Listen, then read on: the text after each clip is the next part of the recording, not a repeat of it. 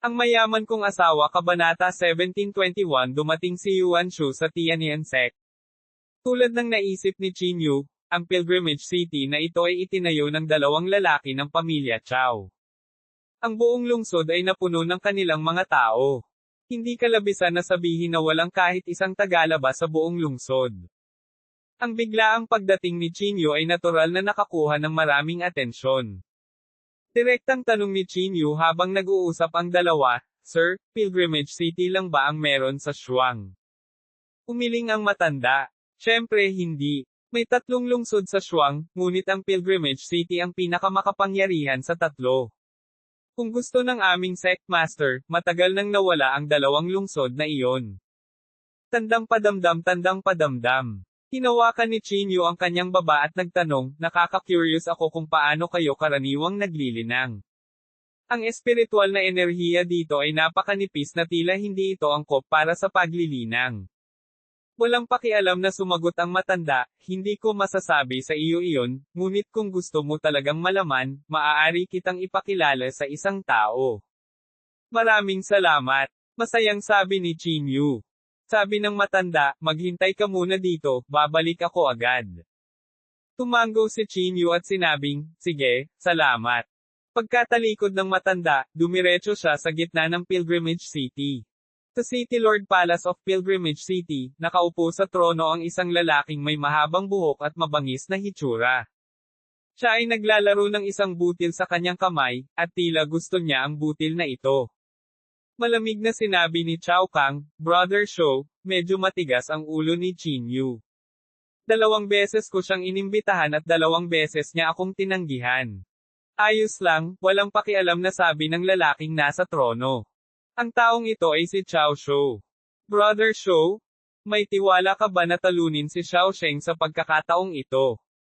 Patuloy na tanong ni Chao Kang.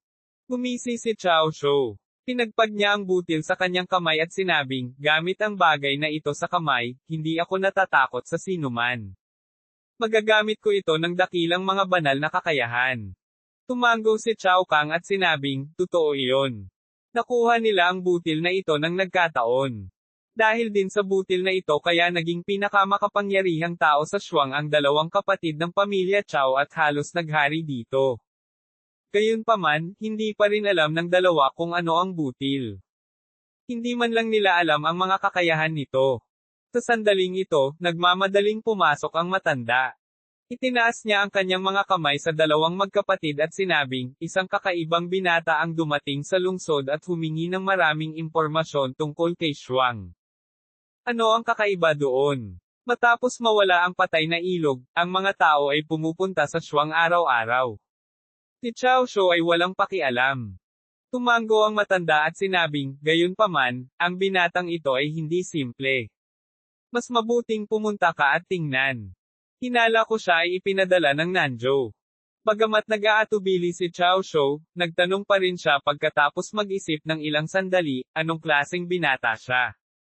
Walang itinago ang matanda at agad na inilarawan ang mga katangian ni Qin Yu. Matapos itong marinig ni Chao Kang, hindi niya naiwas ang sumimangot. Siya kaya si Qin Yu. Dumating ba talaga siya? Qin Yu. Interesado rin si Chao Shou. Tumango si Chao Kang at sinabing, talagang tumutugma ang paglalarawan niya kay Qin Yu. Gayunpaman, malinaw niyang sinabi na hindi siya sasama. Bakit siya dumating ngayon? Dahan-daang tumayo si Chao Shou.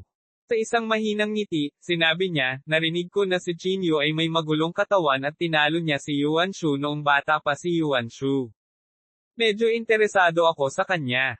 Inabot ni Chao Kang ang kanyang kamay at lumitaw ang isang larawan sa harap ng matanda. "Siya ba?" tanong ni Chao Kang. Tumingin ng malapitan ang matanda at tumango ng paulit-ulit. "Tama. Siya iyon.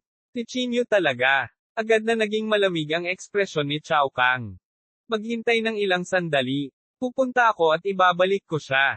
Pagkatapos sabihin iyon, lumingon si Chao Kang para hanapin si Qin Yu. Sa sandaling ito, inabot ni Chao Shou at pinigilan si Chao Kang. Walang pakialam na sinabi ni Chao Shou, "Gusto kong makilala itong si Qin Yu ng personal." Pangunahan. "Oo." Sa North Plain, 2 sa 3 clone ni Yuan Shu ang nanatili upang protektahan ang orihinal na katawan, habang ang huli ay may pinaplano. Si Sima Bei at Yongji ay kalahating lumuhad sa harap ni Yuan Shu.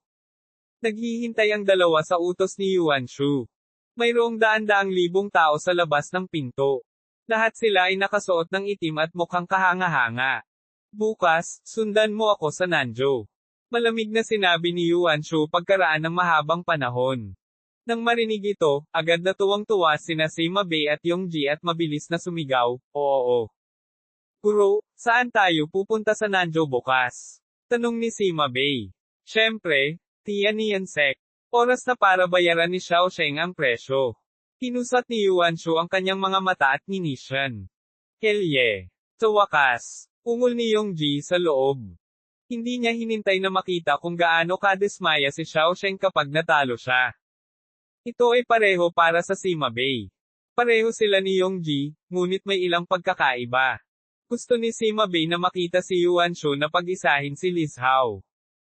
Kinabukasan, isang malaking bilang ng mga tao mula sa North Plain ang nagsimulang magtipon at sumugod patungo sa Nanzhou.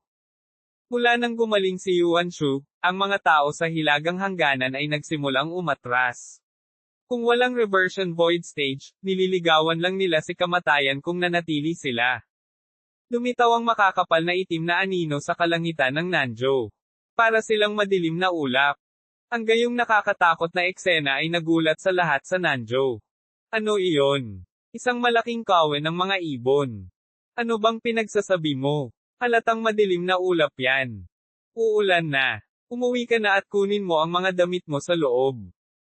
Bulag ba kayong dalawa? Mga tao sila. Taga North Plain. Ano ba? Mga taga North Plain. Gagawa ba sila? Sa sandaling lumabas ang mga salitang ito, maraming tao ang agad na nagpanik.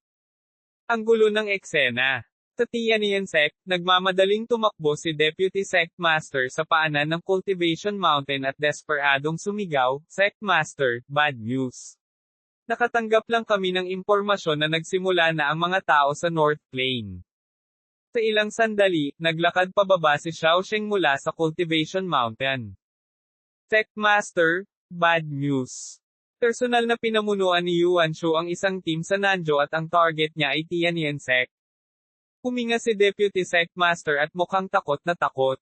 Gayunpaman, tila medyo nasasabik si Xiao Sheng. Sa wakas, sabi ni Xiao Sheng sa mahinang boses habang pinaikit ang kanyang mga mata. Sect Master, Sima Bei at Yongji ay nandito rin. May 3 lalaki ng reversion void stage. Medyo nakakatakot ang ekspresyon ng Deputy Sect Master. Ang isang taong may kalahating hakbang na reversion void stage ay talagang hindi katugma sa 3 lalaki ng reversion void stage. Maging si Xiao Sheng ay hindi makasigurado na kaya niyang manalo sa laban na ito. Hindi na nagsalita pa si Xiao Sheng. Sa isang talon, tumalikod siya at umalis sa Tianyan Sect. Nakarating siya sa tuktok ng bundok na malayo sa Tianyan Sect at tahimik na naghintay sa pagdating ni Yuan Shu. Sa paglipas ng panahon, isang malaking grupo ng mga tao ang dumating sa Tianyan Sect. Ang mga taong iyon ay nakapalibot sa Tianyan Sect. Sa ilang sandali, ang mga tao ng buong Tianyan Sect ay nataranta at nalilito. Tumingin si Yuan Shu sa kanila na may malamig na ekspresyon. Ang mga disipulo ng Tianyan Sect ay parang mga langgam sa mata ni Yuan Shu.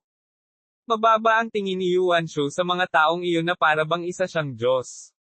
Malamig na sinabi ni Yuan Shu, isang grupo ng mga langgam, mamamatay ka. Itinaas niya ang kanyang mga kamay, at isang itim na liwanag ang bumalot sa kanyang mga braso na para bang gagamit siya ng nakakatakot na pamamaraan. Ang mga disipulo ng Tianyan Sect ay nataranta. Sa harap ng nakakatakot na panloob na chi, hindi nila maisip na lumaban. Tandang padamdam. Sa sandaling iyon, isang multo ang lumitaw sa harap ni Yuan Shu. Si Xiao Sheng iyon. Sa kanyang mga kamay sa kanyang likod, sinabi ni Xiao Sheng, Yuan Shu, matagal na kitang hinihintay. Tinaas ni Yuan Shu ang kanyang kilay at ninisyan, Xiao Sheng, babayaran mo ang iyong kay-abangan. Tumawa ng walang pakialam si Xiao Sheng at pagkatapos ay nagsabi, ganun ba? Hihintayin kita sa bundok sa unahan. Hindi mo kailangang atakihin ang mga inosenteng taong iyon. Sige, haharapin ko ang mga taong ito pagkatapos kitang patayin. Gumuso si Yuan Shu. Pagkatapos sabihin iyon, binawi ni Yuan Shu ang panloob na chi sa kanyang kamay. Napatingin siya sa mataas na bundok sa hindi kalayuan at pinona ang grupo diretso dito. Ang balita na dumating na si Yuan Shu sa Nanzhou ay kumalat na sa buong lugar. Nagmamadali ang lahat upang sabihin sa kanilang mga kaibigan at pamilya, natatakot na may makaligtaan ng balita. Bagamat marami sa mga taong iyon ang natatakot kay Yuan Shu, ayaw pa rin nilang makaligtaan ang napakalaking labanan. Hindi mabilang na mga tao ang nakarinig ng balita at dumating. Sa bundok, ipinatong ni Xiaosheng ang kanyang mga kamay sa kanyang likod at tahimik na naghintay sa pagdating ni Yuan Zies. At mayroong maraming cultivator ng reversion void stage na nagtatago at tahimik na nagmamasid sa lahat. Ito ay isang hindi pa naganap na labanan. Madilim na ulap ay nagbabadya bago dumating si Yuan Shu, na parang may kakilakilabot na mangyayari. Ang panloob na chi ni Xiaosheng ay kalmado pa rin gaya ng dati, tulad ng isang sinaunang balon, napakalalim na ang ilalim nito ay hindi makita. Napakabilis, pinangunahan ni Yuan Shu ang kanyang mga tauhan sa lokasyon. Ang hindi mabilang na mga magsasaka mula sa North Plain ay ganap na nakapalibot sa bundok, at walang makatakas. Samantala, pinangunahan ni Yuan Shu sina Sima Bei at Yongji patungo kay Xiaosheng. Sa pagharap kay Xiaosheng, naramdaman nina Yuan Shu at Sima Bei ang hindi maipaliwanag na tensyon. Ang kanilang mga ekspresyon ay lubhang hindi natural. Mukhang napansin ito ni Yuan Shu. Tinulyapan niya silang dalawa at walang pakialam na sinabi, si Xiaosheng ay nasa half-step reversion void stage lang. Bakit parang natatakot ka? Totoo iyon, ngunit si Xiaosheng ay matagal nang nakakatakot sa kanilang dalawa. Hanggang ngayon, unconsciously pa rin silang natatakot sa kanya. Matagal nang hindi nagkita, Sima Bei. Sa sandaling ito, nagkusa si Xiaosheng na magsalita. Nanigas ang katawan ni Sima Bei, at naging kakilakilabot ang kanyang ekspresyon. Nilakasan niya ang sarili at sinabing, sige. Well, how do you do? Napakagalang mo sa kanya, ha? Si Yuan Shu ay agad na nagalit at malamig na tumingin kay Sima Bei. Pagkatapos ay napagtanto ni Sima Bei ang kanyang pagkakamali. Mabilis niyang idinagdag, Xiaosheng, matagal mo nang inookupahan ang Nanzhou. Mamamatay ka ngayon. Kahit na ang mga salitang ito ay hindi masyadong kahanga-hanga, ipinahayag pa rin nila ang katapangan ni Sima Bei. Kaya naman, ibinaling ni Yuan Shu ang kanyang atensyon kay Yongji. Hindi natakot si Yongji kay Xiaosheng gaya ng dati, at medyo kalmado ang kanyang ekspresyon. Si Yongji ay tumayo sa likod ni Yuan Shu at walang pakialam na sinabi, Xiaosheng, lahat ng ito ay dahil sa iyo kaya ako narito ngayon. Kung wala ka, ang Eternal City ay ang pinakamakapangyarihang lungsod sa Nanzhou, at lahat ng aking mga plano ay magiging maayos. Para kang isang napakalaking bundok na hindi ko kayang lampasan. Kahit anong pilit ko, hindi kita malalampasan. Kaya, sa North Plain lang ako masisilungan. Tumingin si Xiaosheng kay Yongji at mahinahong sinabi, na overestimate mo ang iyong sarili. Sa totoo lang, wala akong gaanong impresyon sa iyo. Kung hindi mo pinangunahan ang iyong mga tauhan na salakayin ang Tianyan sect, baka nakalimutan na kita kaagad. Nakaramdam ng hiya si Yongji pagkatapos niyang marinig ang mga salita ni Xiaosheng. Si Xiaosheng ay malinaw na nakatingin kay Yongji. Si Yongji ay talagang walang kalaban-laban para kay Xiaosheng. Hindi man lang naalala ni Xiaosheng na may isang lalaki na nagngangalang Yongji. Nagpatuloy si Xiaosheng, sa tatlong baliw at sa tatlong extremes, ikaw, Yongji, dapat ang pinakamahina. Kalokohan. Galit na galit si Yongji sa oras na iyon. Ang tatlong baliw at ang tatlong extremes ay hindi katugma para sa akin. Xiaosheng, puno ka ng kalokohan. Ano ang iyong intensyon? Si Yongji ay nagngangalit ang kanyang mga ngipin, mukhang galit na galit. Bahagyang napabuntong hininga si Xiaosheng at sinabing, pwede bang tingnan mo na lang ang iyong sarili? Yongji, huwag ka nang magsinungaling sa iyong sarili. How dare you? Galit na galit si Yongji na hindi niya alam kung ano ang dapat niyang sabihin ngayon. Siya ang dating mataas at makapangyarihang si Mr. Yongji, na iginagalang ng libu-libong tao.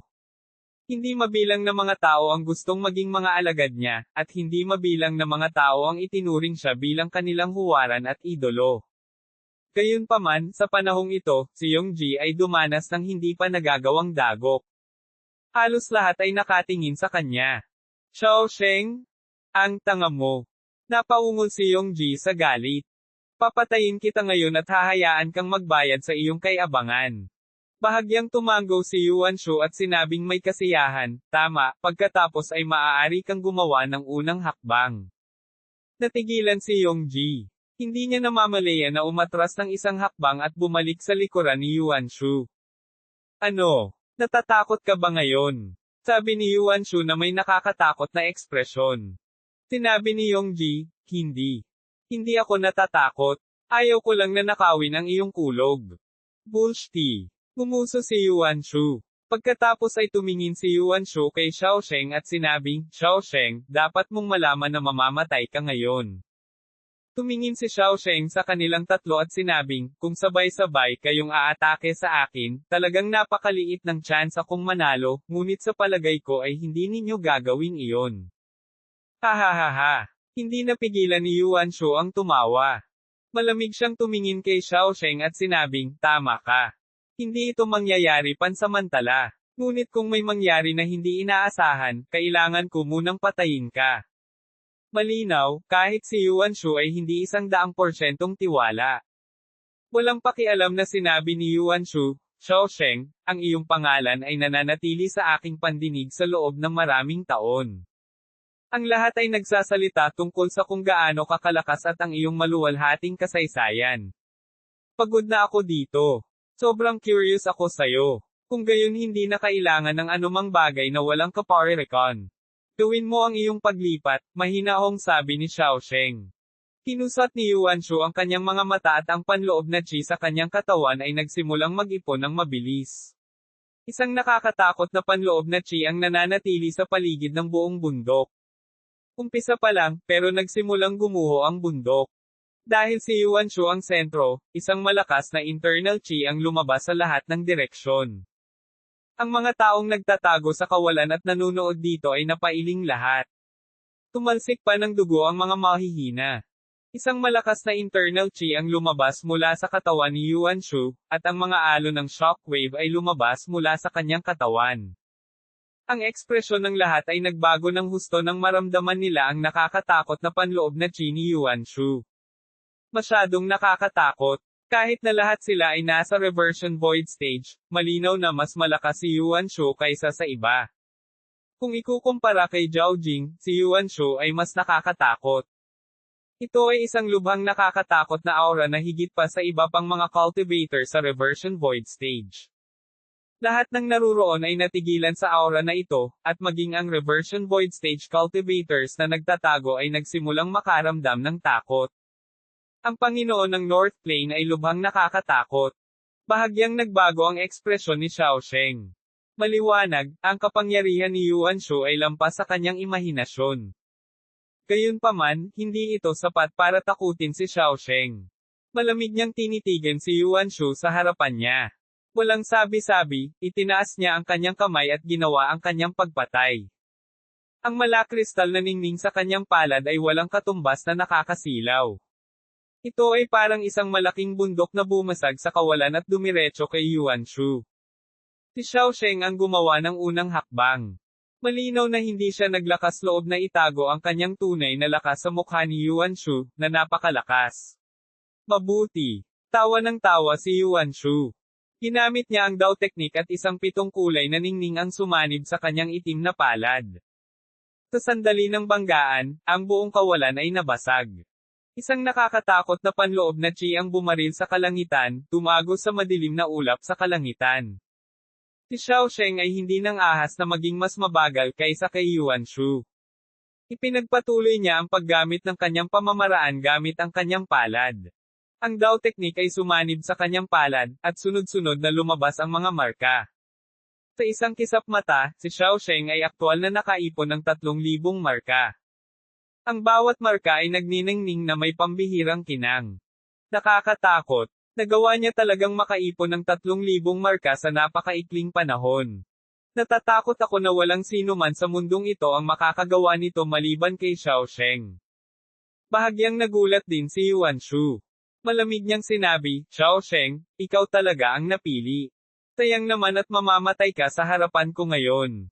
Iniunat ni Yuan Shu ang kanyang kamay at isang tansong salamin ang lumitaw sa kanyang palad. Ang tansong salamin na ito ay tila isang napakasinaunang mahiwagang artifact, na nagpapalabas ng sinaunang aura. Gayunpaman, sa lalong madaling panahon na pagtanto ng isang tao na may mali. Ang tansong salamin ay hindi isang tunay na mahiwagang artifact.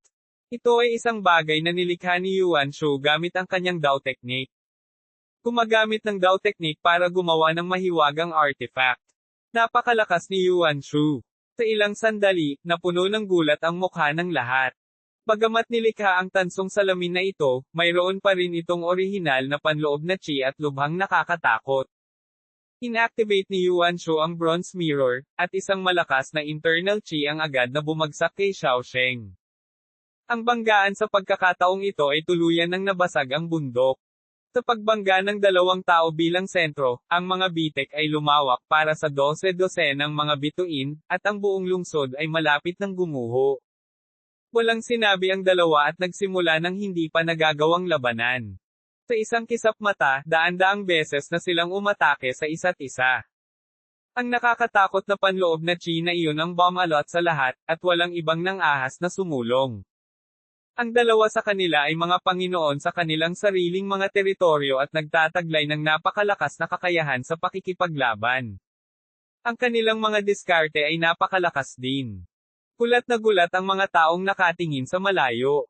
Masyadong nakakatakot. Sa sandaling ito lamang nila napagtanto ang agwat sa pagitan ng dalawang panig. Si Yuan Shu ay umasa sa tansong salamin sa kanyang kamay at naglabas ng mga sinag ng nakakatakot na liwanag. Hindi nagbago ang ekspresyon ni Xiao Sheng. Ang kanyang malakristal na palad ay tumama na parang gusto niyang basagin ang lahat. Parang walang makakapidyaw sa kanya. Gayunpaman, si Xiao Sheng ay isa lamang kalahating hakbang na reversion void stage cultivator. Sa harap ni Yuan Shu, ang kanyang cultivation realm ay masyadong mababa, kaya sa wakas ay nasa passive position na siya. Boom! Ang tansong salamin ay kumikinang na may 3,000 sinag ng liwanag, ang isa ay tumama sa katawan ni Xiao Sheng. Bagamat kaunting haplos lang iyon, tumagos pa rin ito sa katawan ni Xiao Sheng at nabalian ang kanyang mga buto. Bang! Si Xiao Sheng, na kilalang walang talo, ay napaatras ng ilang hakbang habang iniluwa niya ang isang subo ng dugo. Dahil sa eksenang ito, nabigla at komplikado ang lahat. Mula nang kilala si Xiao Sheng sa mundo, hindi pa siya natalo. Dati talaga siyang walang talo. Siya ay isang taong matagal nang nakatayo sa tuktok, kaya ayaw ng lahat na mahulog siya. Huwag mong sabihin sa akin na matatalo si Xiao Sheng. Nasa half-step reversion void stage lang si Xiao Sheng. Kapuri-puri na para sa kanya na makalaban niya si Yuan Shu sa mahabang panahon. Lahat ng ito ay dahil sa pagmamataas ni Xiao Sheng. Malinaw na may kakayahan siyang maabot ang reversion void stage, ngunit siya ay natigil sa kalahating hakbang na reversion void stage. Karapat-dapat siyang mamatay sa labanan ngayon. Habang ang lahat ay gulat na gulat pa rin, ang ilang mga tao ay nagulat nang makitang ang tansong salamin sa kamay ni Yuan Shu ay nabasag. Ano? Nabasag ba talaga ang bronze mirror? Kailan ginawa ni Xiao Sheng? At paano niya ginawa iyon? Kakaiba iyon. Hindi ko nakitang kumilos si Xiao Sheng. Anong paraan ang ginamit niya? Laking gulat ng lahat. Sa kabilang banda, seryosong tumingin si Yuan Shu. Tiningnan niya ang basag na bronze na sumasalamin sa kanyang palad at malamig na sinabi, nakakatakot ka talaga. Sa kalahating hakbang na reversion void stage cultivation base, nagawa mong basagin ang bronze mirror ko. No wonder natakot silang lahat sa iyo. Pinunasan ni Xiao Sheng ang dugo sa gilid ng kanyang bibig. Ang mga sugat sa kanyang katawan ay kumikinang na may 5 kulay na ningning at unti-unting naghihilom. Pagkatapos ng insidente, umiyak sa tawa ang buong nayon. Laking gulat ni Yuan Shu nang makita ang diskarteng ito. Sumigaw siya, anong uri ng nakakatakot na pamana ang nakuha mo? Hindi kumibo si Xiaosheng at tumugon ito ng hampas ng palad. Ang palad ay kasing laki ng gilingang bato. Direkta itong dumaan sa kawalan at lumapit kay Yuan Shu sa isang kisap mata. Malamig na umungol si Yuan Shu. Ang kanyang katawan ay naglabas ng panloob na chi, na katulad ng sa isang Devil Lord, na lubhang nakakatakot. Tinuntok niya at nabasag ang gilingang bato. Bang! Sa sandaling ito, ang katawan ni Xiaosheng ay lumaki sa kawalan at talagang naging medyo madilim, na para bang malapit na siyang maging isa sa kawalan. Walang silbi ang mga special spell laban sa akin. Si Yuan Shu ay hindi natakot. Sa galit na galit, bumangon siya mula sa lupa at ang madilim na ulap sa kalangitan ay naging itim. Kunin mo ito. Napasigaw si Yuan Shu at iniunat ang kanyang kamay upang hawakan ang langit. Sa sumunod na segundo, ang maitim na ulap sa langit ay hinailan niya pababa na parang kumot. Ito ay dumadagandong. Hindi mabilang na mga kadena ang bumaril mula sa kanyang palad at itinali ang lugar. Si Xiaosheng, na nawala sa kawalan, ay agad na pinaghigpitin at wala nang mapagtatagwan. Dapat kang mamatay. Galit na sigaw ni Yuan Shu at mabilis na ginamit ang kanyang Dao technique. Isang itim na talon ang bumaril mula sa kanyang bibig, tumago sa walang laman at humampas kay Xiaosheng. Ang katawan ni Xiaosheng, kasama ang kawalan, ay ginapos ng mga tanikala. Siya ay hindi makagalaw sa lahat. Ang mga kadena na iyon ay hindi mga ordinaryong kadena. Sila ang mga tanikala ng Dao at kaayusan. Tila imposibleng makalaya si Xiaosheng. Hindi na niya mababawi ang kanyang mobility sa maikling panahon. Banal na creepy. Malaking pagbabago ang ekspresyon ng bawat isa, at hindi nila maiwasang mapawi sa malamig na pawis. Sa kritikal na sandaling ito, isang itim na kawalan ang lumitaw sa harap ni Xiaosheng. Ang pamamaraan na ito ay Rashomon. Ang itim na talon ay pumasok sa Rashomon at nawala. Ano? Paano nagawang gamitin ni Saint Xiao si Rashomon? Malinaw na pinigilan ang kanyang katawan. Tama. Kailangan lang ba niyang gamitin ang isip niya para i-activate ang teknik niya? Maging si Yuan Shu ay bahagyang nagulat. Maging siya ay hindi pa nakikita ng malinaw ang pamamaraan ni Xiaosheng. Walang inaasahan na ang pamamaraan ni Yuan Shu ay masisira sa harap ni Rashomon. Ang katawan ni Xiaosheng ay nakulong pa rin ng mga tanikala, kaya hindi natarante si Yuan Shu. Malamig siyang tumingin kay Xiaosheng at sinabing, maraming taon na ang nakalipas mula nang makatagpo ako ng isang kalaban na katulad mo. Hindi masama. Napakasaya ko. Hindi na nagsalita pa si Xiaosheng. Ang kanyang katawan ay nagniningning ng liwanag, na para bang sinusubukan niyang kumawala sa mga tanikala na nakagapos sa kanya. Gayunpaman, hindi bibigyan ni Yuan Shu si Xiaosheng ng ganoong pagkakataon. Itinaas niya ang kanyang mga kamay at hinawakan ang hindi mabilang na mga kadena. Sinabi ni Yuan Shu, nakakalungkot na nasa half-step ka lang na reversion void stage. Kailangan mong mamatay ngayon. Napasigaw si Yuan Shu habang nagpuwersa siya sa kanyang mga kamay. Ang mga tanikala na nagbibigkis kay Xiaosheng ay nagsimulang kumatok. Ang katawan ni Xiaosheng ay tila malapit ng mapunit ng mga tanikala, at ang kanyang mga buto ay naglalabas ng mga ingay na basag. Dumaloy ang sariwang dugo mula sa kanyang mga butas, na nagpapakulay ng pula sa kanyang puting damit na puti. Nako, ang mga paa ni Xiaosheng ay malapit ng mapunit. Pulalas ng isang tao, at biglang nagbago ang ekspresyon niya. Ang resulta ng labanan ni Xiaosheng ay makakaapekto sa kinabukasan ng buong Nanzhou. Walang hindi mag-aalala. Gayunpaman, sa kritikal na sandali na ito, biglang lumitaw ang paningin ni Xiaosheng. Sa isang marahas na pag-iling ng kanyang napakalaking palad, talagang naputol niya ang mga tanikala. Sinamantala ni Xiaosheng ang pagkakataong umatras. Isang malaking pangitain ang nakasabit sa kanyang likuran, na naglalabas ng pambihirang aura. Talagang may kakayahan ka. Umuso si Yuan Shu. Bahagyang humihingal si Xiaosheng. Halata na nahihirapan siyang harapin ang nakakatakot na Yuan Shu. Para naman kay Yuan Shu, hindi rin siya nasa mabuting kalagayan. Ang mahiwagang artifact na nabuo ay labis na nagpapahirap sa kanya. Ang lahat ng kanyang mga diskarte ay konektado sa Great Dao, kaya ang dami ng enerhiya na kanilang natupok ay hindi maisip. Hindi ko na ito kayang i-drag, malamig na sabi ni Yuan Shu. Itinaas niya ang kanyang palad at nag-condense ng isa pang Dao technique. Isang nagniningning na palakol ang lumitaw sa kanyang palad.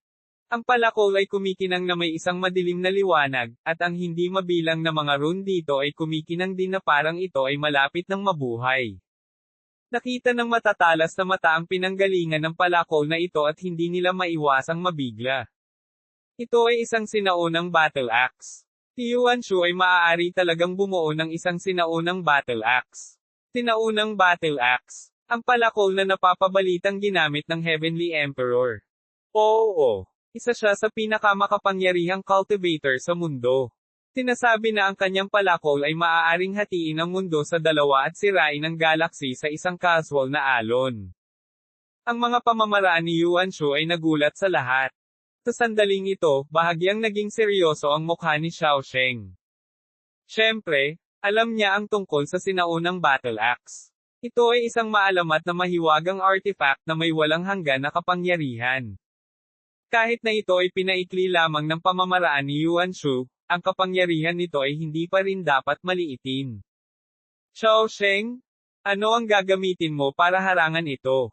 Sa iyong Rashomon. Ang sigaw ni Yuan Shu ay umalangaw-ngaw sa buong lugar. Hindi na nagsalita pa si Xiao Sheng. Itinaas niya ang kanyang palad at nabuo si Rashomon. Gaya ng inaasahan, talagang susubukan niyang gamitin si Rashomon para kolektahin itong condensed ancient battle axe. Hahaha, sa tingin mo ba ito ay gagana? Your Rashomon is not invincible. Itinaas ni Yuan Shu ang kanyang ulo at sumigaw. Hindi na siya nagsalita pa habang hawak niya ang palakol gamit ang dalawang kamay at nilasla si Xiao Sheng. Ito ay isang kakaibang eksena. Tila hinati ng palakol ang kaguluhan at hahatiin na ang mundo sa dalawa. Ang lahat ng panloob na chi ay nabura sa harap ng palakol na ito, at ang dakilang Dao ay nagsimula ring gumuho. Ang lahat ay naputol sa kalahati ng palakol na ito. Bilisan mo tumakbo. May sumigaw sa alarma at nagmamadaling tumakbo pabalik. Ang panloob na chi na lumabas mula sa palakol ay agad na ginawang ambon ng dugo ang maraming tao na hindi makatakas sa oras. Kahit na ang isang cultivator sa reversion void stage ay mahihirapang bumangon mula sa kanyang mga tuhod sa ilalim ng malakas na presyon. Inactivate ni Xiao Sheng ang Rashomon gamit ang dalawang kamay, at ang isang itim na liwanag na parang black hole ay lumaki at lumaki. Sa huli, tila nasakop nito ang buong lugar, na naging itim ang lahat. Sa pagtingin sa mga pamamaraan ng Dao na binuo ng dalawa, sina Sima Bei at Yongji ay hindi nang ahas na manatili pa at tumakas sa malayo. Pangit ang mga mukha nila, puno ng gulat at gulat. Napakalakas nito. Ito ba ang top tier na labanan? Bamantong hininga si Sima Bei mula sa kaibuturan ng kanyang puso. Mariin na ikinuyom ni Yongji ang kanyang mga kamao. Ayaw niyang tanggapin ito. Ang gayong labanan ay hindi isang bagay na maaari niyang salihan.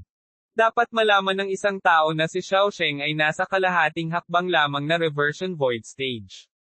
Gaano siya kitikot kung aabot siya sa reversion void stage? Walang nakakaalam. Swish! Sa sandaling ito, ang palakol ay lumalaslas na. Nabasag ang kawalan, walang iniwang lugar na mapagtatagwan.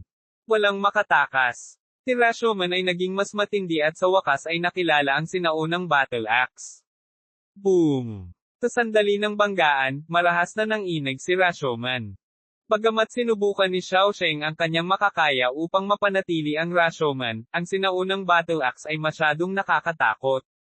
Sa huli, nahati pa rin sa dalawa si Rashomon sa isang nakakatakot na pagsabog. Masamang balita. Nang makita ang eksenang ito, nawalan ng pag-asa ang lahat. Nasira ang huling pamamaraan ni Xiao Sheng.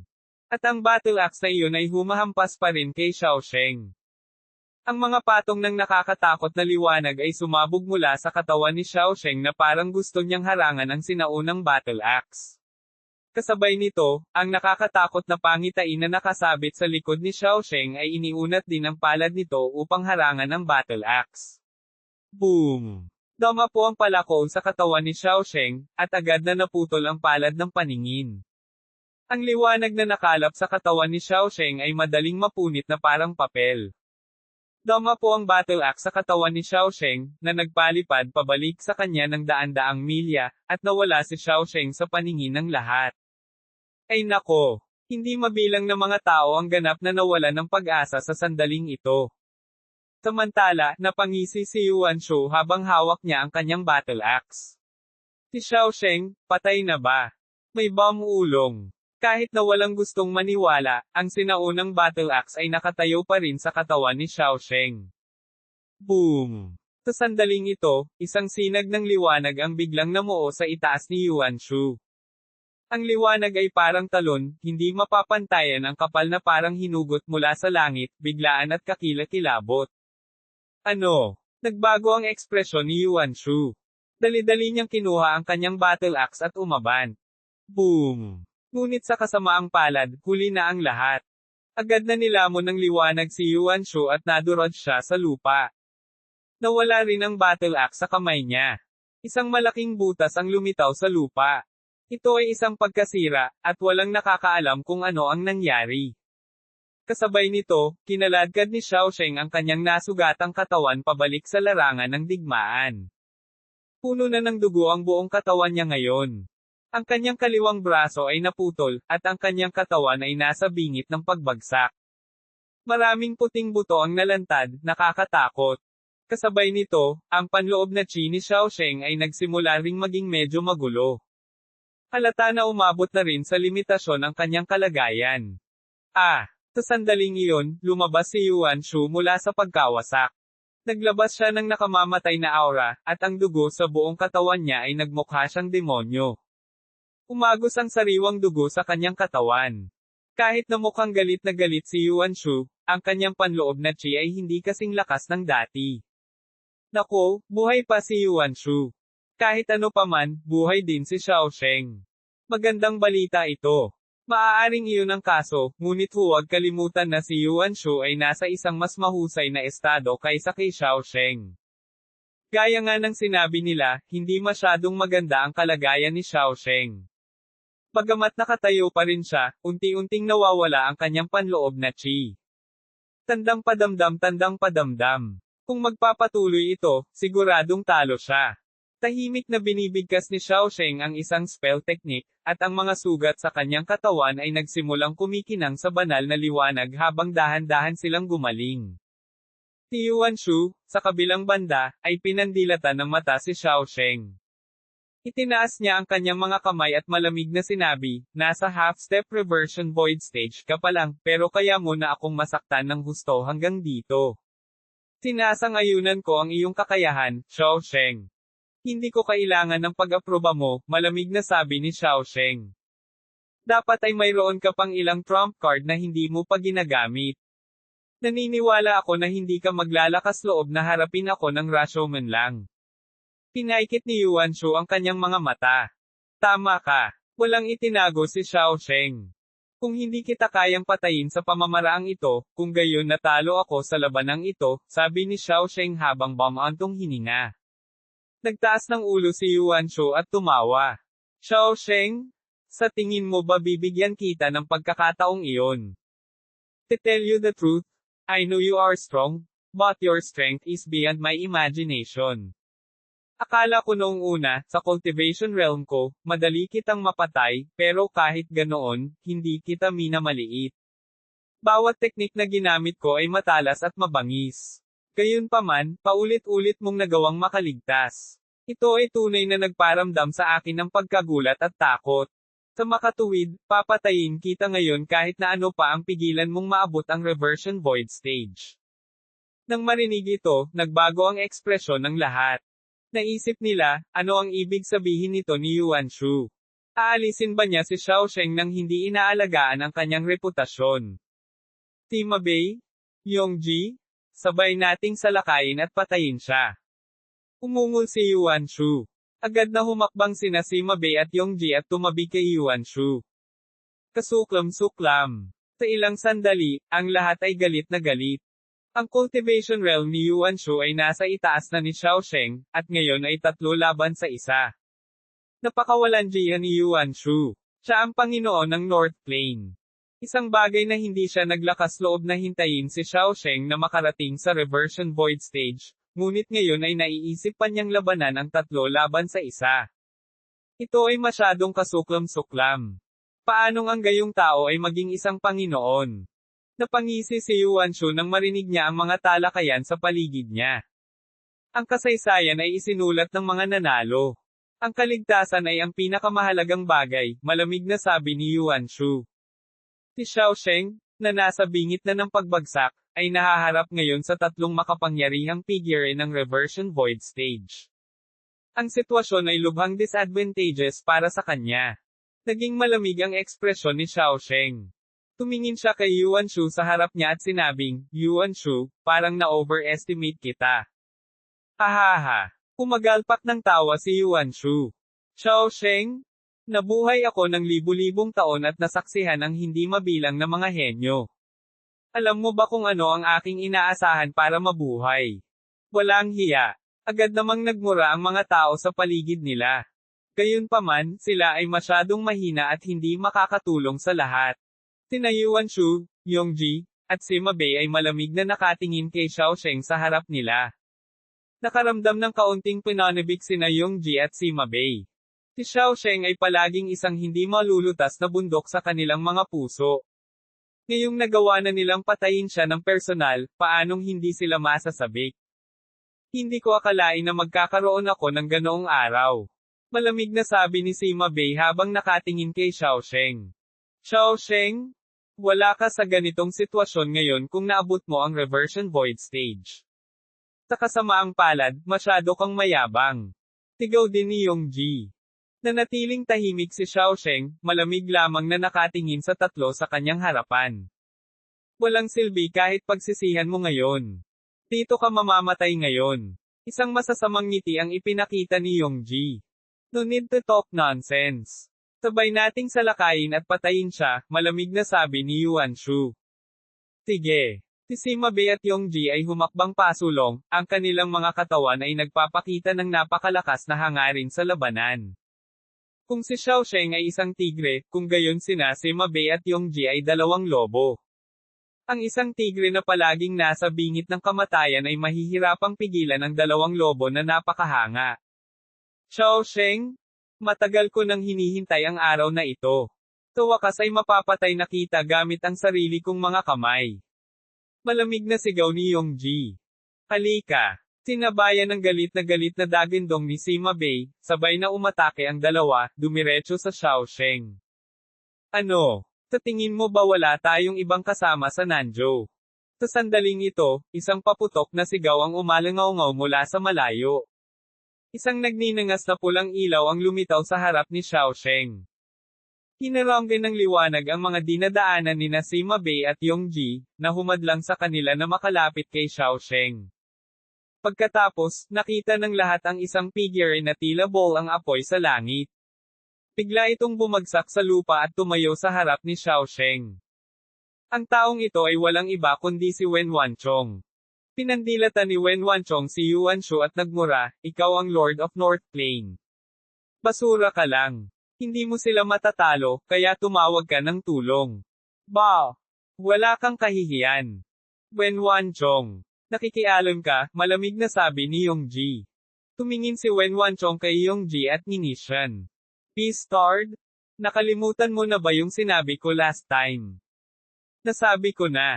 I'm going to kill you Beastard myself. Ang pagdating ni Wen Wanchong ay natural na nagpaga ng pressure kay Xiao Sheng, at saglit, lahat ay medyo nasasabik. Tinitigan ni Wen Wanchong si Xiao Sheng at sinabing, di man it. Bagamat hindi kita gusto, ayaw ko sa Beastard na iyon na si Yongji. Tutulungan kita. Hindi umimik si Xiao Sheng, kalmado pa rin ang kanyang ekspresyon. Umisi si Yongji. Wen Wanchong? Maaaring nakarating ka na sa reversion void stage, pero ano? Hindi mo ako kalaban, at kahit na nasa parehong cultivation realm, hindi mo pa rin ako kalaban. Anong kalokohan? Nakaaway na ba kita? Bakit ang tiwala mo? Nagmura si Wen Wanchong. Walang pakialam na sinabi ni Sima Bei, kayong dalawa lang pero tayong tatlo. Ano ang kailangan mong manalo? Gumisi si Wen Wanchong. Tayong dalawa lang, pero sa tingin mo hindi ka namin matatalo ng tatlong Beastard hanggang mamatay. Wen Wanchong, hinahanap mo si kamatayan. Galit na sabi ni Yongji. 3-2. Matatalo ka ng walang pag-aalinlangan, malamig na sabi ni Sima Bay. Sinong nagsabi na 3-2? Sa sandaling ito, isa pang boses ang narinig. Lumingon sila at nakita ang isang binata na naglalakad. Ang taong ito ay walang iba kundi si Kuzo. Sa wakas ay dumating na si Kuzo, na ayaw kumilos. Kuzo, nandito ka talaga. Naningkit ang mga mata ni Yongji, at ang kanyang ekspresyon ay napakalamig. Tumingin si Kuzo kay Yongji at sinabing, 3-3. Sa tingin mo ba ay mananalo ka pa? Kumalaw ang bibig ni Yongji, at ang pangit ng ekspresyon nito. 3-3. Ang pagsali ni Wen Wanchong at Kuzo ay walang alinlangan na nagpabago sa takbo ng labanan. Ang kanilang pagdating ay agad na nagdala ng kaguluhan sa buong Nanzhou. Naikuyom ng lahat ng mga nanunood ang kanilang mga kamao, at ang kanilang mga mukha ay puno ng pananabik. Wen Wanchong at Kuzo. Nakagawa na sila. Tandang padamdam. Si Kuzo ay hindi kailanman naging mas mahina kaysa kay Yongji, at si Wen Wanchong ay isa ring top tier na pag-iral sa Nanzhou. Mahirap sabihin kung sino ang mananalo sa labanan ngayon. Hindi ko lang alam kung may lakas pa ang kasalukuyang Xiaosheng na harapin si Yuan Shu. Alam ng lahat na ang pagsasama ng dalawa ay, higit sa lahat, magpapalaya sa mga kamay ni Xiaosheng para harapin si Yuan Shu dahil hindi nila matatalo sina Yongji at Sima Bei sa maikling panahon. Gayunpaman, sa kasalukuyang mahirap na estado ni Xiaosheng, matatalo pa kaya niya si Yuan Shu. Kung nanalo si Yuan Shu, ganoon pa rin ang kalalabasan. Dapat tayong maniwala kay Xiaosheng. Siya ay hindi kailanman natalo sa kanyang buhay, kahit na sino ang kanyang kaharap, sabi ng isang tao. Nasa half-step na reversion void stage lang siya. Ang labanang ito ay hindi magiging napakahirap kung siya ay nasa reversion void stage. Ngayon na ang mga bagay ay dumating sa ganito, maaari lamang tayong manalangin ng tahimik. Ito ay nasa larangan ng digmaan. 3 tao ang nakaharap sa 3 tao. Hindi huminto ang bibig ni Wen Wanchong, at pinagalitan niya si Yongji at ang iba pa. Si Kuzo, sa kabilang banda, ay mukhang mas kalmado. Nakatayo siya roon nang hindi nagsasalita, ngunit ang kanyang katawan ay naglabas ng malamig na lamig. Ang mga sugat sa katawan ni Xiaosheng ay unti-unting naghihilom, ngunit ang kanyang panloob na chi ay hindi pa rin gumagaling.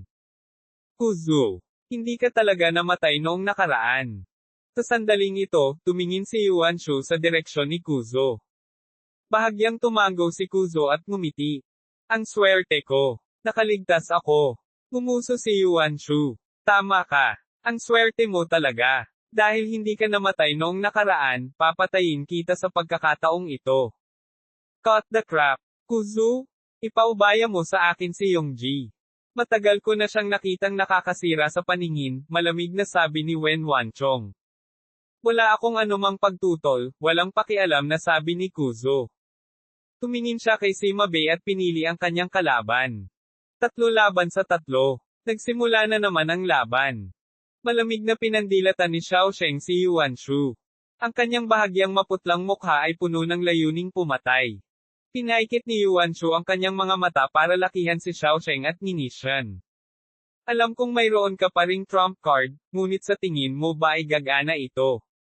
Ngayon, mamamatay ka ng walang pag-aalinlangan.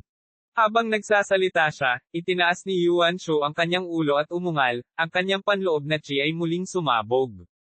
Alam niyang ang kasalukuyang Xiaosheng ay nasa isang kakilakilabot na kalagayan, kaya natural na hindi niya bibigyan ng anumang pagkakataon si Xiaosheng. Sumandal siya, ang kaliwang kamay ay nakaporma ng isang palad at ang kanyang kanang kamay ay bumubuo ng isang kamao. Ang kanyang mga diskarte at pisikal na katawan ay nakamit ang isang matinding pagsasanib. Kakalabanin niya talaga si Xiaosheng sa malapitang labanan. Napakahirap ng kalagayan ni Xiaosheng, at hindi pa niya naaabot ang reversion void stage, kaya natural na hindi siya makakalaban ni Yuan Shu sa malapitang labanan. Saglit, napilitan siyang umatras at tuloy-tuloy ang pagdugo. Isang nakakatakot na ningning ang lumitaw sa kamay ni Yuan Shu. Sa pagbagsak ng kanyang palad, halos mapunit ang kalahati ng katawan ni Xiaosheng. Bumulwak ang dugo, at tumambad ang kanyang mapuputing buto. Ito ay isang kakilakilabot na tanawin. Ngumisi si Yuan Shu habang nakatingin kay Xiao Sheng, na nakahandusay sa lupa. Anong karapatan mong ipaglaban ako? Tumayo si Xiao Sheng mula sa lupa at dumura ng isang subo ng dugo. Lalong namutla ang mukha niya. Tumingin siya kay Yuan Shu at sinabing, kung hindi ako mamamatay ngayon, may pagkakataon ka pa bang talunin ako? Kahit nabuhayin ang tunay mong katawan sa North Plain, matatalo mo ba ako? Natigilan si Yuan Shu, at bakas ng galit ang sumilay sa kanyang mukha. Malamig niyang sinabi, aaminin ko na baka hindi kita matatalo kung maabot mo ang reversion void stage. Hindi lang ako. Malamang na wala masyadong reversion void stage cultivator sa mundo na may tiwala na matatalo ka, pero ano? Hindi ka magkakaroon ng pagkakataong iyon. Nagkakamali ka. Umiling si Xiao Sheng. Hindi naman sa baka hindi mo ako matalo. Ang katotohanan ay wala kang karapatang ipaglaban ako. Ako naman ay walang pagkakataon, mali ka rin. Hindi ako mamamatay ngayon. Natigilan si Yuan Shu. Bigla siyang nagkaroon ng masamang pakiramdam. Malamig niyang sinabi, marunong ka lang magsalita. Patay ka na. Ang pagkabalisa sa puso ni Yuan Shu ay tila lalong nagpagalit sa kanya. Ikinumpas niya ang kanyang mga kamao at ginamit ang lahat ng kanyang mga diskarte upang pilitin muli si Xiao Sheng. Sa kabilang banda, sina Kuzo at Wen Wanchong ay nagsimula na sa kanilang labanan. Natanggap ni Wen Wanchong ang tunay na mana ni Juwo, at sa labanan, siya ay ganap na nasa estado ng pakikipaglaban sa kanyang buhay sa linya. Para siyang baliw na mahaba ang buhok, sobrang nakakatakot, kaya mahirap para kay Sima Bei na harapin siya. Si Kuzo ay mukhang mas matikas, ngunit ang kanyang mga pag-atake ay matalas din, na nagpapahirap kay Yongji na hamarang. Kuzo? Sa tingin ko hindi pa tayo nag-away noon, malamig na sabi ni Yongji. Oo. Bahagyang tumango si Kuzo. Ngayon ang unang pagkakataon, at marahil ang huli. Mayabang. Sigaw ni Yongji habang nakataas ang palad. Papatayin kita ngayon. Ang lihim na sandata. Medyo nagulat ang mga taong nakatingin sa malayo.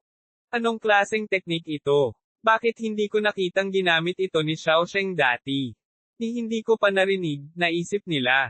Alam mo ba kung bakit hindi pa ako kumikilos? Tumayo si Xiao Sheng at tinanong si Yuan Shu.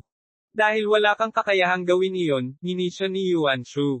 Nagkakamali ka. Umiling si Xiao Sheng. Sinusubukan ko lang makuha at iugnay ang mga diskarte sa Dao ngunit hindi pa ako gumamit ng anuman, dahan-daang nagsalita si Xiao Sheng. Sumimangot si Yuan Shu at ngumuso. Anong kalokohan ang sinasabi mo? Hindi ko rin maintindihan ang sinasabi mo. Yuan Shu, para sa akin, isa ka lang na walang tao na nabuhay ng maraming taon at nakakuha ng makapangyarihang mana sa pamamagitan ng pag-iipon ng panahon, malamig na sabi ni Xiao Sheng. Nagbago ang ekspresyon ni Yuan Shu at galit na sumigaw, naghuhukay ka ng sarili mong libingan. Tinawag mo lang ba akong nobody? Kung nobody ako, ano ka? May mga bagay na hindi mo na mauunawaan. Kaya wala akong pag-aalinlangan na sabihin sa iyo ang lahat, tahimik na sabi ni Xiao Sheng. Habang nagsasalita siya, biglang lumitaw sa paligid ni Xiao Sheng ang napakaraming gintong mga ningning. Kung susuriing mabuti, ang mga ningning na ito ay parang manipis na mga sinulid na nakahalubilo sa katawan ni Yuan Shu. Para silang nakikinig sa mga utos ni Xiao Sheng, at sila ay lubhang mahiwagang. Hindi mabilang na gininto ang mga sinulid ang nakahalubilo at nagniningning ng lubhang banal na liwanag. Ito ay Dao Technique, ang kaayusan at mga panuntunan na umiral sa mundo. Sa sumunod na segundo, nakita niyang nag-extend ng daliri si Xiao Sheng. Idiniin niya ang daliri niya pababa. Sa isang iglap, biglang sumilip ang sinag ng gintong liwanag mula sa madilim na ulap sa kalangitan. Ang gininto ang liwanag ay parang isang malaking daliri na dumiin pababa kay Yuan Shu. Ito ang pagsasanib ng pamamaraan ng Dao, ang pagpapakita ng kaayusan. Ang ekspresyon ni Yuan Shu ay lubhang nagbago. Hindi siya nang ahas na maging pabaya. Sa isang galit na galit, ginawa niya ang lahat ng kanyang mga diskarte upang matugunan ang daliri. Sa pagtingin sa nahihirapang hitsura ni Yuan Shu, si Xiao Sheng ay mukhang kalmado gaya ng dati. Ang mga pamamaraan ng Dao ay hindi maaaring labanan, at hindi mo maaaring baligtarin ang mga batas, malamig na sabi ni Xiao Sheng. Dinidiin na ng daliri si Yuan Shu, at ang mahiwagang artifact na ginawa niya sa kanyang kamay ay nabasag kaagad. Kahit na sinubukan niya ang kanyang makakaya upang labanan, ito ay hindi nagtagumpay. Dilat na dilat ang mga mata ni Yuan Shu at galit na galit siya. Hindi niya maintindihan kung paano nabaligtad ang sitwasyon sa isang iglap. Malinaw na malapit nang mapatay si Xiao Sheng ngayon lang, kaya hindi niya maintindihan kung bakit bigla siyang nagsagawa ng ganoong nakakatakot na pamamaraan. Xiao Sheng? Hindi pa ito tapos. Umungol sa galit si Yuan Shu, ngunit walang makakapigil sa lakas ng pagdurog ng daliri. Boom! Sa isang segundo, gumuho ang langit at lupa. Ang lupa ay gumuho, dinurog si Yuan Shu sa isang ambon ng dugo. Walang naiwan. Tahimik ding nawala ang gintong palad. Pagtingin sa bakanteng espasyo sa harapan nila, hindi maiwasang matigilan ang mga tao sa paligid. Nasaan si Yuan Shu? Paano siya nawala? Nakatakas kaya siya sa North Plain? Kakaiba iyon. Kailan siya nakatakas? At saka, ano ang ibig sabihin ni Xiao Sheng sa mga salitang iyon? Ano ang Dao Technique?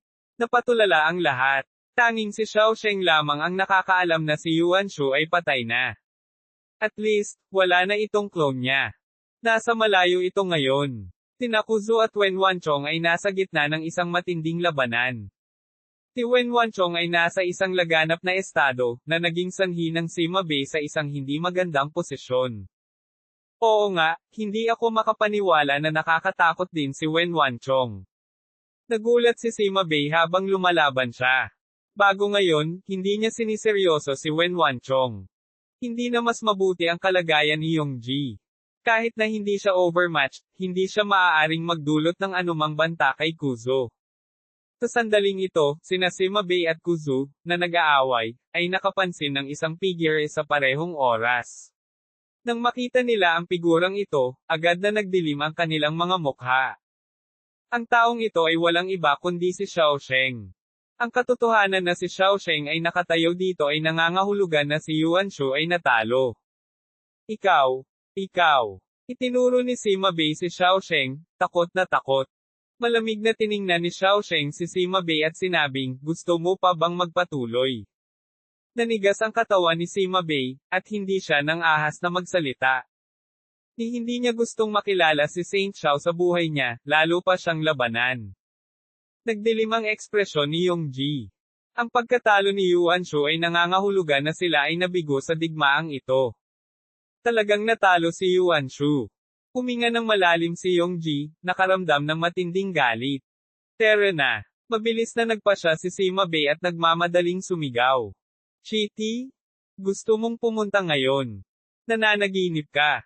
Hinding-hindi sila papayagan ni Wen Wanchong ng pagkakataong gawin ito. Gusto lang niyang patayin ang 2 taong ito sa Nanzhou. Hayaan mo sila, umiling si Xiao Sheng at sinabi. Napatingin si Wen Wanchong kay Xiao Sheng at ngumuso. Bakit ako makikinig sa iyo?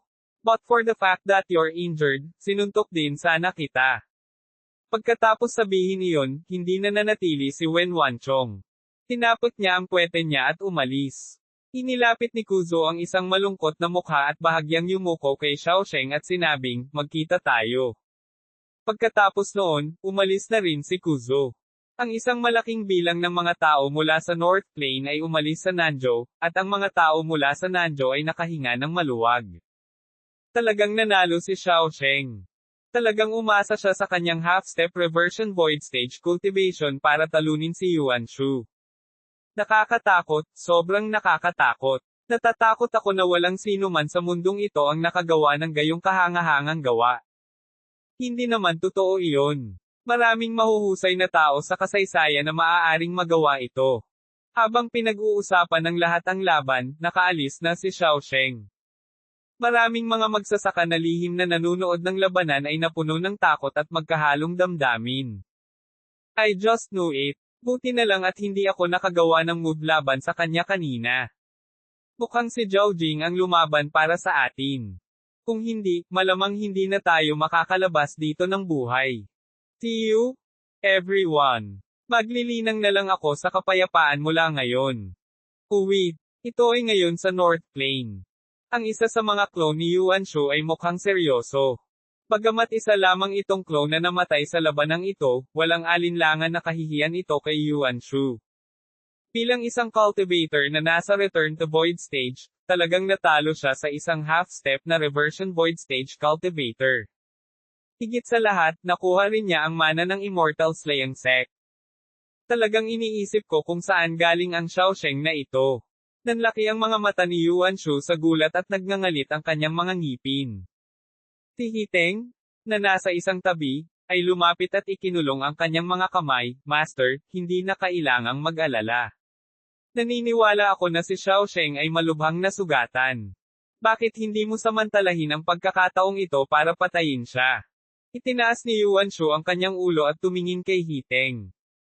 Pinaikit niya ang kanyang mga mata na para bang iniisip niya na ito ay isang magandang ideya.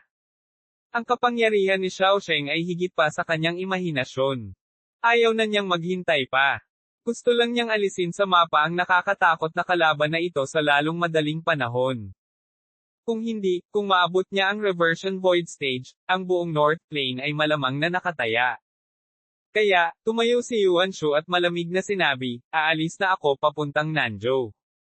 Pagkatapos sabihin iyon, ang figure ni Yuan Shu ay commandant at nawala sa North Plain. Malamig na tumawa si Hiteng habang pinapanood si Yuan Shu na umalis. Uwi. Sa sandaling iyon, nakabalik na si Xiaosheng sa Tianyan Sect. Pagkatapos ng labanang ito, siya ay malubhang nasugatan, lalo na pagkatapos gumamit ng pamamaraan ng daliri. Bagamat hiniram niya ang kapangyarihan ng Dao Technique, naubos nito ang kanyang isip at diwa, at mukhang sobrang hina na siya ngayon. Kabanata 1728 Pagtakas. Habang nagpapahinga si Xiaosheng sa Cultivation Mountain, kumalat na ang balita tungkol sa maalamat na labanang ito sa buong Nanzhou.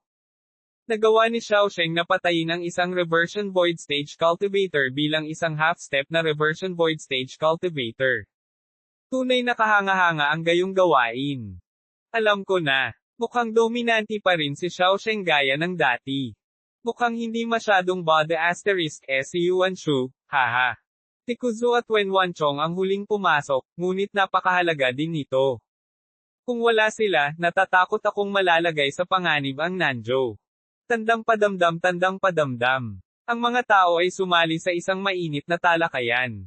Sa sandaling ito, biglang idinilat ni Xiaosheng ang kanyang mga mata at naupo ng naka-cross-legged. Masama ang kutob niya dito. Yuan Shu. Ang dalawang salitang ito ay lumabas sa bibig ni Xiaosheng. Pagkatapos, bigla siyang tumayo at umalis sa Cultivation Mountain. Hindi nagtagal, dumating muli si Yuan Shu sa Tianyan Sect. Gayunpaman, pinananatiling low profile siya sa pagkakataong ito. Inilabas lang niya ang kanyang divine sense sa Tianyan Sect para hanapin si Xiaosheng.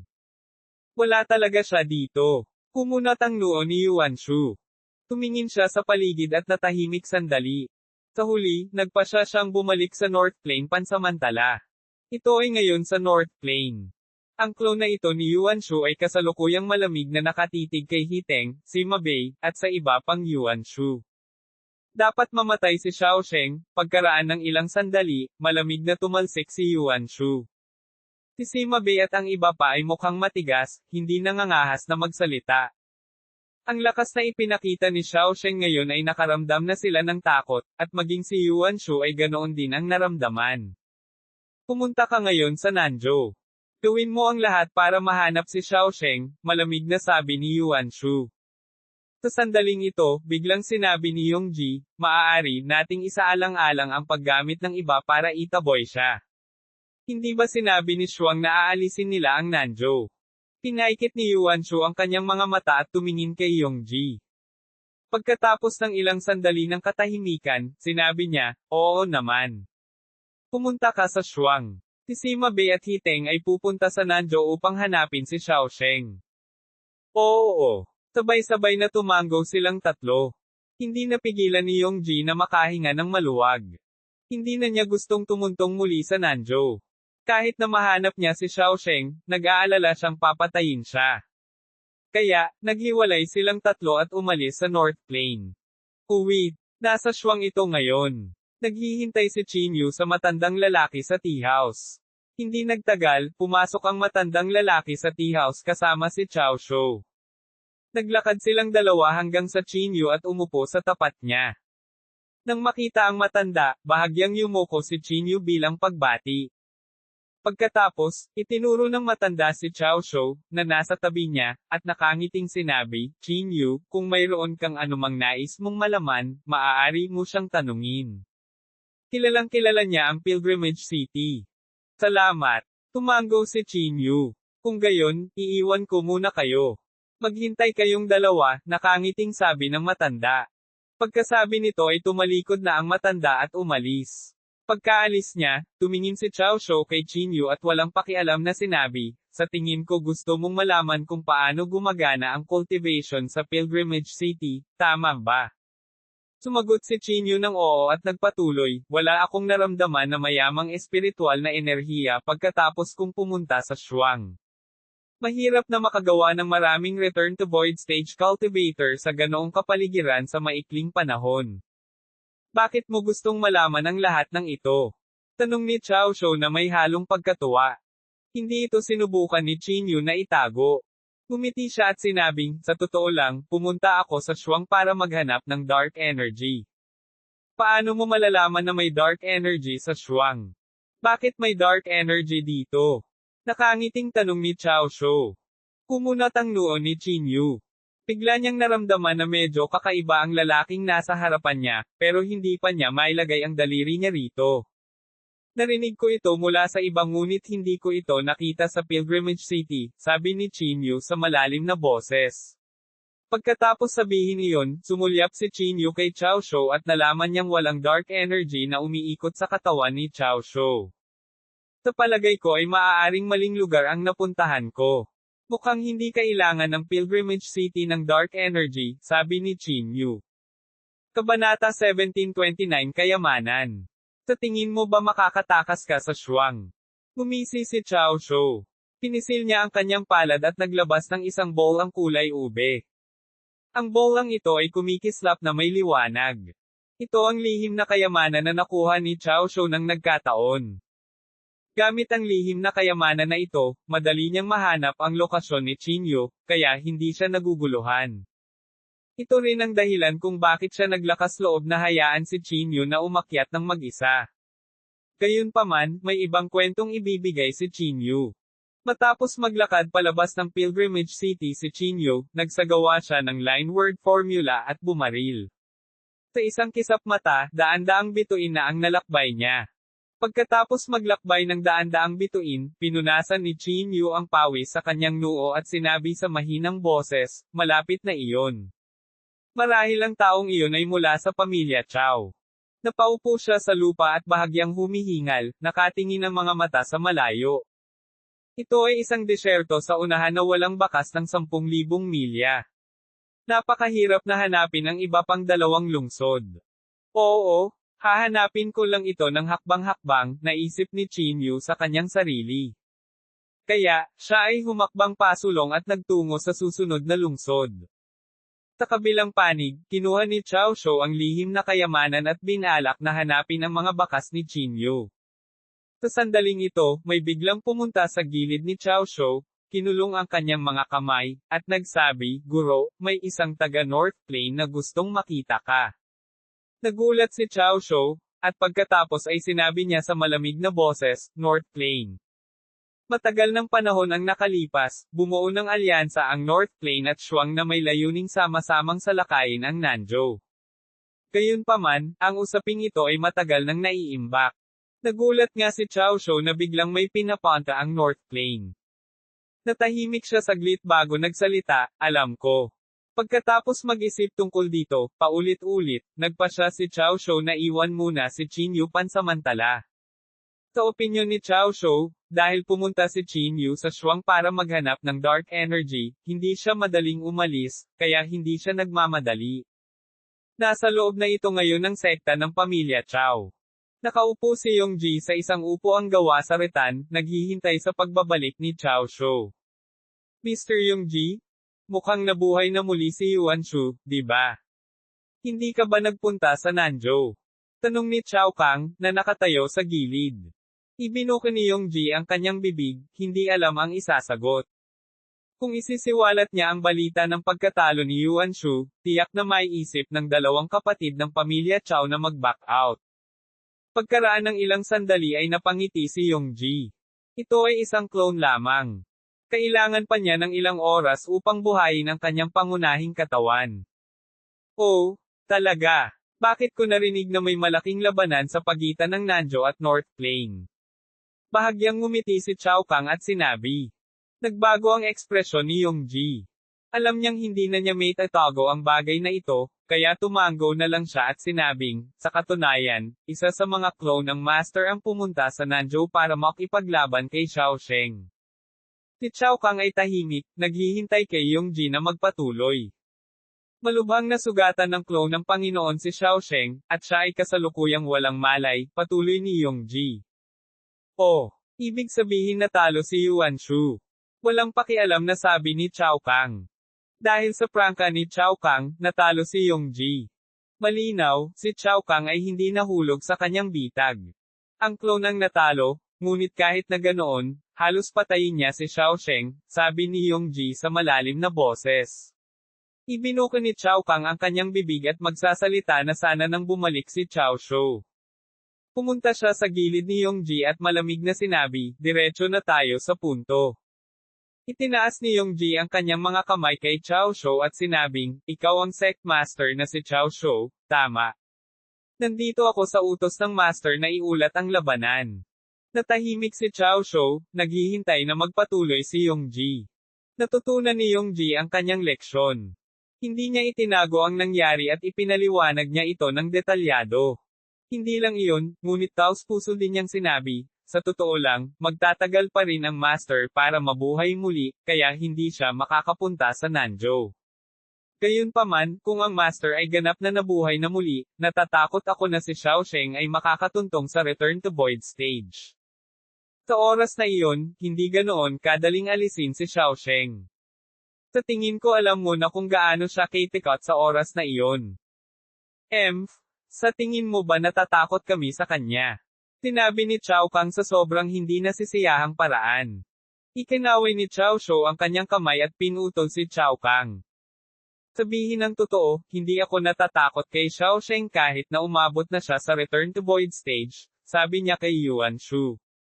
Hindi mapigilan ni Yongji na mapamura sa puso. Hindi natatakot. Kung hindi ka natatakot, bakit ka nagtatago dito sa Shuang?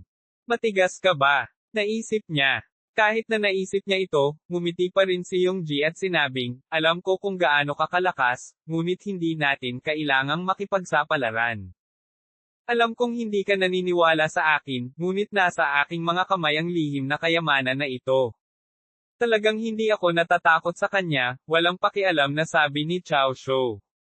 Dahil doon, pinitik ni Chao Shou ang kanyang palad at inilabas ang purple na perlas. Pagtingin sa perlas, sumimangot si Yongji at sinabing, ano ito? Dharma Treasure? Walang pakialam na sabi ni Chao Shou. Gamit ito sa kamay, hindi ako natatakot sa sinuman sa buong Lishao, kabilang ang Thunder Courtyard. Mahigpit na kumunot ang noo ni Yongji, puno ng hinala ang mukha niya.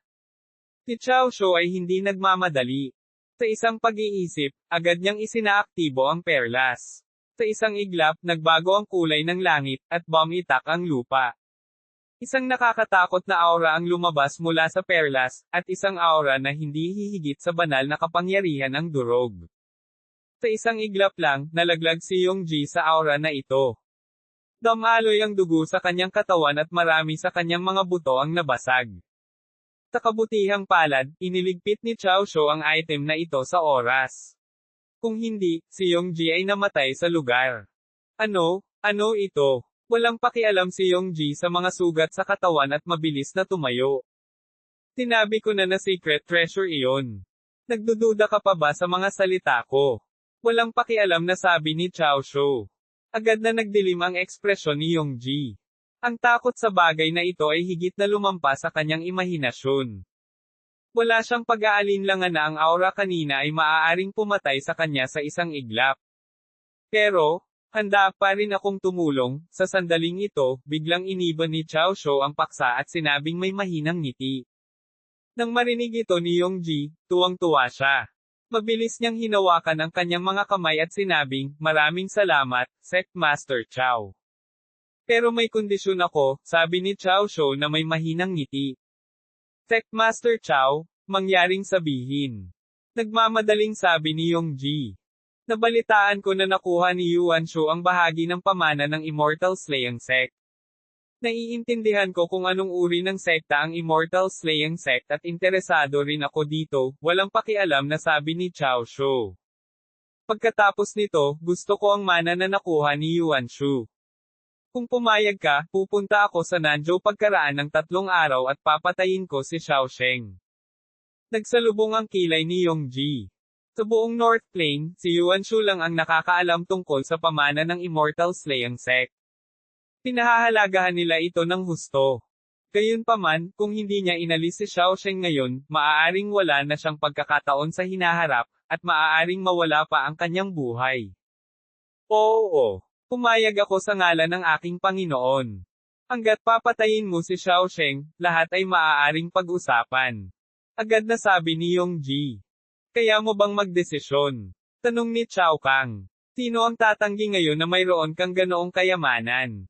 Kung hindi pumayag ang master, maaari mong gamitin ang item na ito para patayin siya." Tumawa si Yongji.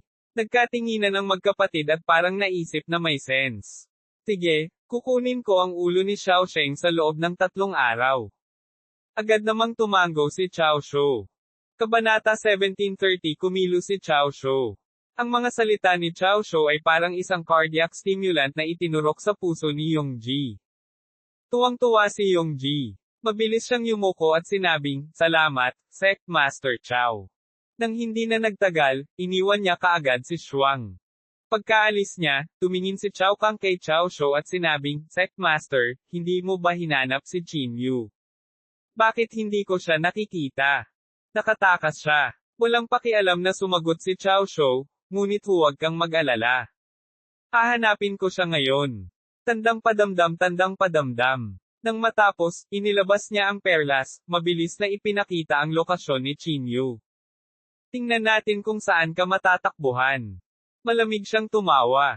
Sa North Plain. Nakatayo sa harap ni Yuan Shu, iniulat ni Yongji ang bagay sa kanya. Nang marinig ito, hindi mapigilan ni Yuan Shu na mapangiti. "Anong perlas? May mahiwagang epekto ito." "Hindi ko alam." Umiling si Yongji. "Ngunit personal kong naranasan kung gaano kakilakilabot ang perlas na iyon. Ito ay parang saint weapon." Hindi napigilan ni Yuan Shu na sumimangot at malamig na sinabi, "Gusto niya ang mana ng Immortal Slaying Sect." "Eksakto. Nangako ako sa kanya for the time being. Kung kaya niyang patayin si Xiao Sheng, lahat ay pwedeng pag-usapan. Kung hindi niya kaya, hindi rin natin matutupad ang pangako natin," sagot ni Yongji. Bagamat medyo nag-aatubili si Yuan Shu, wala siyang ibang pagpipilian. "Guro, gaano katagal bago ganap na mabuhay muli ang iyong katawan?" Mapagpakumbaba na hiling ni Sima Bei. "Tatagal ng kahit kalahating buwan hanggang 1 buwan," malamig na sagot ni Yuan Shu. "Napakatagal na niyan." Kumunat ang noo ni Sima Bei.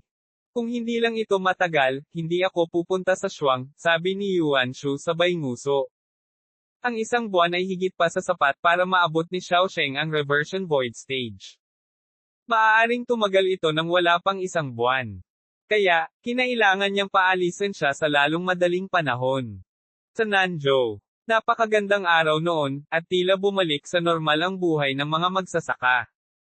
Si Yuan Shu ay natalo kay Xiao Sheng, at ang lahat ay hindi na nag-aalala sa pagdating ng mga kaaway mula sa North Plain.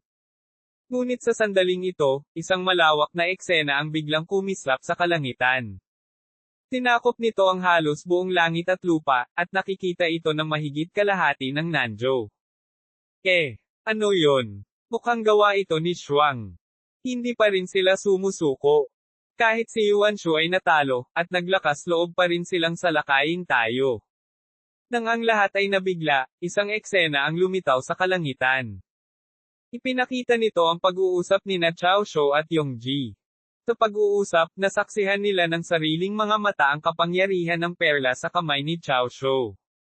Idiniin si Yongji sa lupa, walang tigil na dumudugo, hindi makalaban. Nang makita ito, namutla ang lahat. Ang perlas na iyon. Ano iyon? Talagang mayroon itong napakalakas na kapangyarihan. Si Yongji ay nasa reversion void stage, at hindi man lang siya makalaban. Narinig mo ba iyon? Sinabi ni Chao Shou na darating siya sa Nanzhou sa loob ng 3 araw. Tapos na. Pinaalis na namin si Yuan Shu, at ngayon ay dumating na ang mas nakakatakot na Chao Shou. Sino itong Chao Shou? Nagpanik na naman ang mga taong kanina pa kumalma. Mga ad ng Pop Future. Sa isang lugar sa Nanzhou. Itinaas din ni Xiao Sheng ang kanyang ulo upang tingnan ang eksena sa kalangitan. Bahagyang kumunot ang noo niya, nakaramdam ng pag-aalala. Isang saint weapon. Ungol niya sa mahinang boses. Kung ito ay isang saint weapon talaga, tiyak na hindi siya magkakaroon ng pagkakataon. Ang isang solong tipak ng banal na kapangyarihan ay sapat na upang patayin ang higit sa kalahati ng mga magsasaka ng reversion void stage. Biglang nagbago na naman ang eksena sa langit. Natagpuan ni Chao Shou ang eksaktong lokasyon ni Qin Yu kasama ang perlas. Paano nangyari ito? Natigilan ang lahat sa pagkataranta. Gamit ang perlas na ito, madali niyang mahahanap ang eksaktong lokasyon ng isang tao. Kung ganoon, hindi ba't si Xiao Sheng ay wala nang mapagtataguan? Natatakot ako na hindi siya makapaghintay ng oras. Itong si Chao Shou, nakakatakot siya. Sa perlas na ito, malamang na mas nakakatakot pa siya kaysa kay Yuan Shu. Tapos na. Kung mamatay si Xiao Sheng, walang makakapigil kay Yuan Shu. Sa isang sandali, ang buong Nanzhou ay nahulog sa galit. Maraming sekta ang nagtipon-tipon upang pag-usapan ang mga kontra. Mabilis silang nag-ayos. Ang ilan ay piniling tumakas, habang ang iba ay nagpasya na kunin ang kanilang lihim na kayamanan upang salubungin ang pagdating ni Chao Shou. Ang buong Nanzhou ay nasa estado ng gulat. Sa Shuang. Gumisi si Chao Shou. Talagang ipaparamdam ko kay Nanzhou ang takot. Sasabihin ko rin sa kanila na lahat ng ito ay dahil kay Xiao Sheng. Malamig niyang sabi. Tumango si Chao Kang bilang pagsang-ayon. Matagal nang mayabang si Xiao Sheng sa Nanzhou. Oras na para bayaran niya ang halaga. Natatakot akong masira ang pangalan niya sa pagkakataong ito. Ilang beses ngumingiti si Chao Shou, kinuha ang perlas, at walang pakialam na sinabi, sige. Ngayon ay oras na para hanapin si Qin Yu. Sasamahan kita. Mabilis na idinagdag ni Chao Kang. No need. You stay. I can manage. Walang pakialam na sabi ni Chao Shou. Pagtapos, hindi na siya nag-aksaya ng oras at mabilis na umalis sa sekta. Sa ngayon, hinahanap ni Qin Yu ang susunod na lungsod. Gayunpaman, masyadong malaki si Shuang. Kung siya ay maghahanap ng walang layunin, ito ay magdadala sa kanya magpakailanman. Hindi ko makita ang anino ng isang tao sa ganoong kalaking lugar. Napabuntong hininga si Qin Yu. Pagkatapos, bigla niyang nakita ang isang grupo ng mga tao na naglalakad sa disyerto. Nagningning ang mga mata niya. Mabilis siyang lumapit at pinatigil ang grupo ng mga tao. Nang makita ang biglaang paglitaw ni Qin Yu, ang lahat ay medyo kinabahan. Mabilis nilang inilabas ang kanilang mga sandata at matamang tumingin kay Qin Yu na para bang handa silang umatake anumang oras. Tumingin si Qin Yu sa paligid at nalaman na ang lakas ng grupong ito ng mga tao ay napakahina, at sila ay nasa nascent soul realm lamang. Mukhang mas malaki ang agwat ng lakas sa Shuang, naisip niya. Sa ganitong kapaligiran, ang lahat ng mga mapagkukunan ng paglilinang ay malamang na inookupahan ng kaunting bilang ng mga tao. Sa sandaling ito, lumabas ang isang lalaking mukhang pinuno. Malakas ang katawan niya, pero katawan lang niya ang malaki. Ang kanyang lakas ay hindi. Sir, bakit mo kami biglang pinatigil? Medyo puyat na sabi ng matipunong lalaki. Pakiusap, huwag mo akong intindihin. Gusto ko lang magtanong ng direksyon, sabi ni Qin Yu, kinulong ang kanyang mga kamay. Nakahinga ng maluwag ang lahat. Saan mo gustong pumunta? Nakasimangot na tanong ng pinuno. Nabalitaan kong may 3 lungsod sa Shuang, ngunit masyadong malaki ang Shuang. Hindi ko mahanap. Pakituro sa akin ang daan, sagot ni Qin Yu. Saang lungsod ka pupunta? Tanong ng pinuno pagkatapos ng ilang pag-iisip. Narinig ko ang isang lungsod sa Shuang na dalubhasa sa paglinang ng dark energy. Tumawa si Chinyu. Nagtataka ako kung alin ito. Lungsod ng sinaunang libingan. Pulong ng pinuno, saka tumawa. Pupunta din kami dyan. Bakit hindi ka sumama sa amin? Siyempre, para sa ikabubuti iyon, mabilis na sagot ni Chinyu. Sige, pero medyo mabagal ang lakad namin. Sana hindi mo ito pansinin, sir, nakangiting sabi ng pinuno. Magsasalita pa lang si Chinyu, bigla niyang naramdaman ang isang malakas na internal chi na papalapit sa napakabilis na bilis.